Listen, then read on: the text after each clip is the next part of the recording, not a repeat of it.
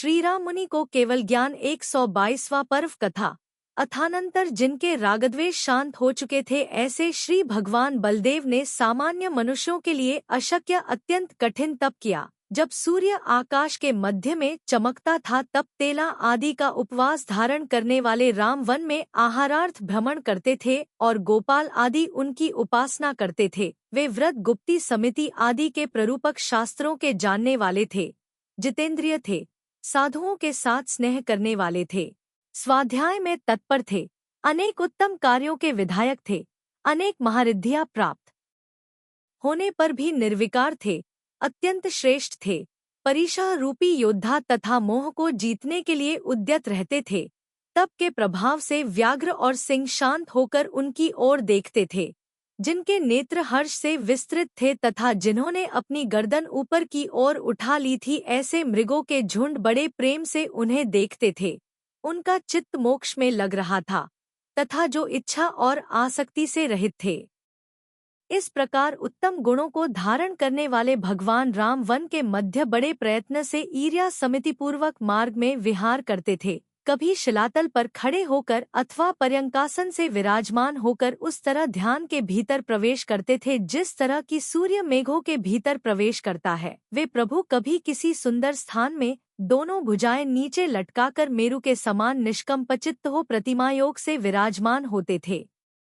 कहीं अत्यंत शांत एवं वैराग्य रूपी लक्ष्मी से युक्त राम जूड़ा प्रमाण भूमि को देखते हुए विहार करते थे और वनस्पतियों पर निवास करने वाली देवांगनाएं उनकी पूजा करती थी। इस प्रकार अनुपम आत्मा के धारक महामुनि राम ने जो उस प्रकार कठिन तप किया था, इस द्वशम नामक पंचम काल में अन्य मनुष्य उसका ध्यान नहीं कर सकते हैं।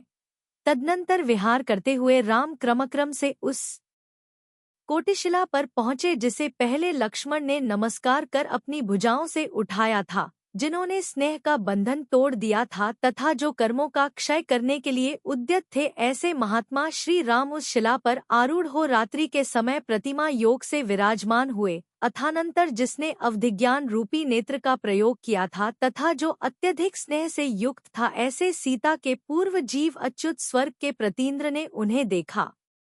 उसी समय उसने अपने पूर्व भव तथा जिन शासन के महोत्तम महात्म्य को क्रम से स्मरण किया। स्मरण करते ही उसे ध्यान आ गया कि ये संसार के आभूषण स्वरूप वे राजा राम हैं, जो मनुष्य लोक में जब मैं सीता थी तब मेरे पति थे। वह प्रतीन्द्र विचार करने लगा कि अहो, कर्मों की विचित्रता से होने वाली मन की विविध चेष्टा को देखो, जो पहले अन्य प्रकार की इच्छा थी और अब अन्य प्रकार की इच्छा हो रही है। अहो, कार्यों की शुभाशुभ कर्मों में जो पृथक पृथक प्रवृत्ति है उसे देखो।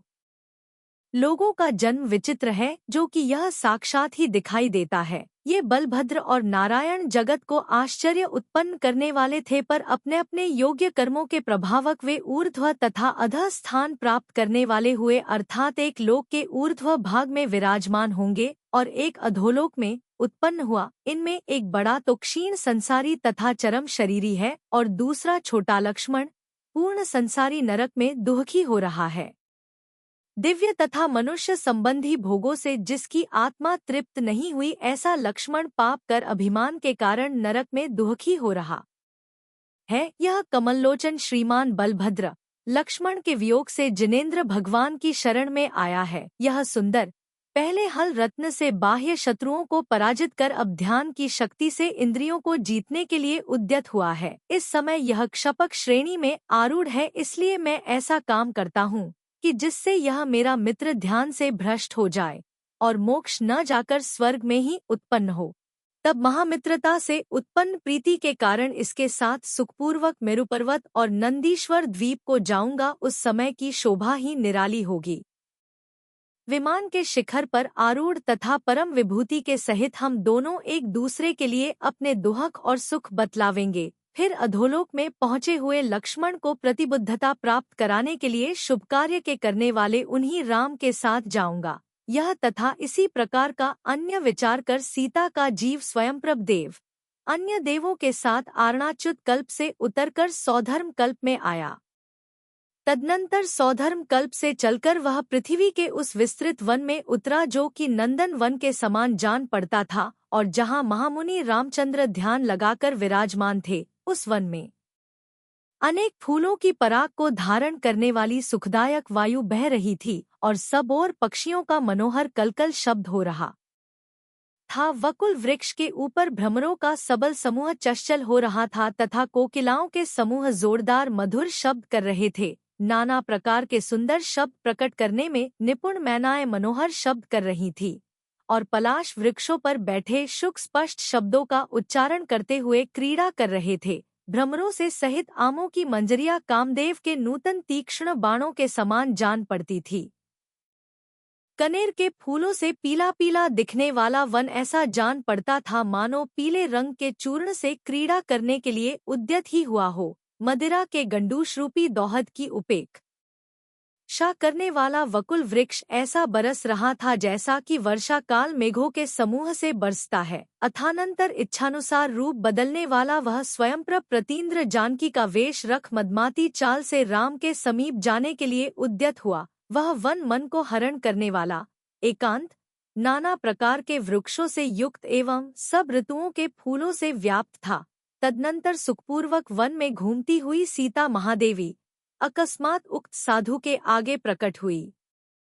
वह बोली कि हे राम, समस्त जगत में घूमती हुई मैंने बहुत भारी पुण्य से जिस किसी तरह आपको देख पाया है, हे नाथ, वियोगरूपी तरंगों से व्याप्त स्नेहरूपी गंगा की धार में पड़ी हुई मुझ सुवदना को आप इस समय सहारा दीजिए, डूबने से बचाइए। जब उसने नाना प्रकार की चेष्टाओं और मधुर वचनों से मुनि को अकंप समझ लिया, तब मोहरूपी पाप से जिसका चित्त ग्रसा था, जो कभी मुनि के आगे खड़ी होती थी और कभी दोनों वगलों में जा सकती थी, जो काम ज्वर से ग्रस्त थी, जिसका शरीर काँप रहा था और जिसका लाल लाल ऊंचा ओंठ फड़क रहा था, ऐसी मनोहारिणी सीता उनसे बोली कि हे देव, अपने आप को पंडिता मानने वाली मैं उस समय बिना विचारे ही आपको छोड़कर दीक्षिता हो गई और तपस्विनी बनकर इधर उधर विहार करने लगी।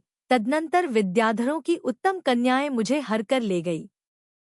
वहां उन विदुषी कन्याओं ने नाना उदाहरण देते हुए मुझसे कहा कि ऐसी अवस्था में यह विरुद्ध दीक्षा धारण करना व्यर्थ है, क्योंकि यथार्थ में यह दीक्षा अत्यंत वृद्धा स्त्रियों के लिए ही शोभा देती है। कहाँ तो यह यौवनपूर्ण शरीर और कहाँ यह कठिन व्रत।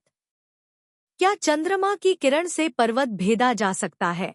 हम सब तुम्हें आगे कर चलती हैं, और हे देवी, तुम्हारे आश्रय से बलदेव को वरेंगी, उन्हें अपना भर्ता बनावेंगी। हम सभी कन्याओं के बीच तुम प्रधान रानी हो।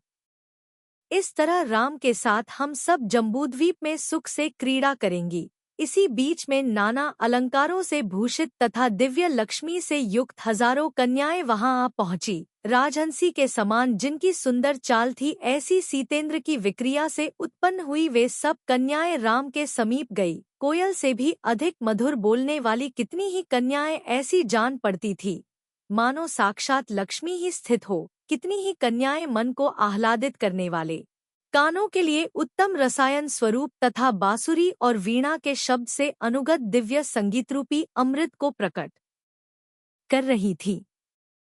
जिनके केश भ्रमरों के समान काले थे, जिनकी कांति बिजली के समान थी, जो अत्यंत सुकुमार और कृशोद्री थी, स्थूल और उन्नत स्तनों को धारण करने वाली थी, सुंदर श्रृंगार पूर्ण हास्य करने वाली थी, रंग बिरंगे वस्त्र पहने हुई थी, नाना प्रकार के हावभाव तथा आलाप करने वाली थी, और कांति से जिन्होंने आकाश को भर दिया था, ऐसी वे सब कन्याएं मुनि के चारों ओर स्थित हो उस तरह मोह उत्पन्न कर रही थी, जिस तरह की पहले बाहुबली के आसपास खड़ी देव कन्याएं। कोई एक कन्या छाया की खोज करती हुई वकुल वृक्ष के नीचे पहुंची।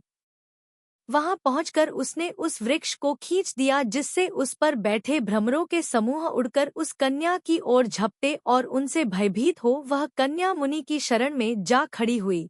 कितनी ही कन्याएं किसी वृक्ष के नाम को लेकर विवाद करती हुई अपना पक्ष लेकर मुनिराज से निर्णय पूछने लगी कि देव, इस वृक्ष का क्या नाम है। जिसका वस्त्र खिसक रहा था, ऐसी किसी कन्या ने ऊंचाई पर स्थित माधवी लता का फूल तोड़ने के छल से अपना बाहुमूल दिखाया, जिनके हस्तरूपी पल्लव हिल रहे थे तथा जो हजारों प्रकार के तालों से युक्त संगीत कर रही थी। ऐसी कितनी ही कन्याएं मंडली बांधकर रासक क्रीड़ा करने के लिए उद्यत थी।